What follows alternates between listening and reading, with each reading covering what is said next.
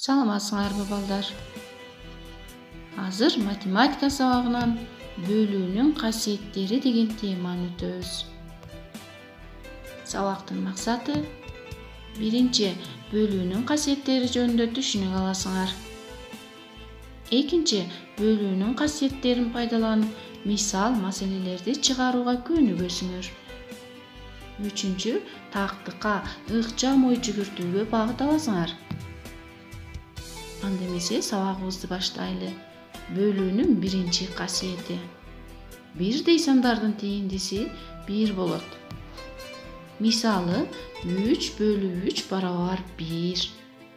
25 бөлүү 25 барабар 1. 667 маселени иштеп көрөлү.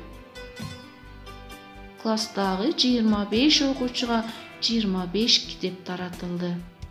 Ар бир окуучу канча китеп алган? Маселе бөлүү амалы менен чыгат. Анткени 25 китеп 25ке бөлүштүрүлгөн.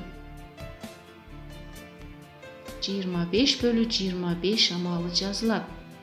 25 китеп 25 окуучуга бирден тиет. Башкача айтканда 25 бөлүү 25 барабар 1. Чынында 25 тегерекчени 25 сапка бөлүштүрсө, ар бирине бирден тегерекче коюлат. Тиинди 1. Бөлүүнүн экинчи касиети. Ар кандай санды бирге бөлсө, ошол сандын өзү келип чыгат. 674 мисал. Мисалдарды тик бурчтуу таблица түзүп чыгарабыз. 5 бөлүү 1, 8 бөлүү 1, 6 бөлүү 1. Ар биринде бөлүүчү 1, ал таблицадагы саптарды көрсөтөт. Демек, 5, 8, 6 тегерекчелер бүтүндөй бир сапка тизилишет. Башкача айтканда, 5 бөлүү 1 барабар 5, 8 бөлүү 1 барабар 8, 6 бөлүү 1 барабар 6 деген туймаларды жазып алдык. Бөлүүнүн үчүнчү касиети. Нөлдү каалагандай башка санга бөлсөк, тиинди 0 болот. 681 мисал. 0 бөлүү 4 барабар. Тик бурчтуу таблица түзүп чыгарабыз. 0 дана тегерекчени 4 сапка жайгаштырабыз. Анда ар бир сапта 0 дана тегерекчелерден болгон тик бурчтуу таблица түзүлөт. Демек, 0 бөлүү 4 барабар 0. 682 мисал. Балдар, асыны чогуу иштеп көрөлү. 0 бөлүү 13 барабар 0 болот экен. 0 бөлүү 100 барабар 0. 0 бөлүү 25 барабар канча болот балдар? Азаматсыңар, 0 болот. 0 бөлүү 60 барабар 0. Ушул эле мисалдын бысыны өз алдынча иштеп көргүлө.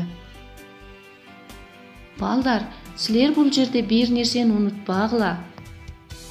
Жогорудагыдай 0-дү санга бөлө алабыз, бирок санды 0-гө бөлө албайбыз.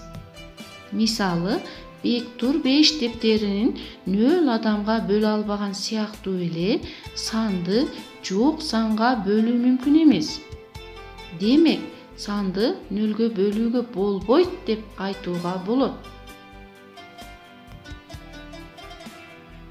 Сабагыбызды бышыктайбыз. Бөлүүнүн касиеттерин чогуу кайталайбыз.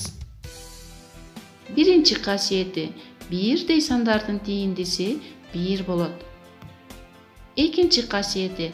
Ар кандай санды бирге бөлсө, ошол сандын өзү келип чыгат. Үчүнчү касиети. 0-дү каалагандай башка санга бөлсөк, тиинди 0 болот. Балдар, силер бөлүүнүн 3 касиетини билген болсоңор, анда бөлүү амалын иштөөдө силерге кыйынчылыктар болбойт. Үйгө тапшырма. 693-694 мисалдар. Иштеп, WhatsApp аркылуу мага жөнөтөсүңөр. Көрүшкөнчө, саламатта калгыла.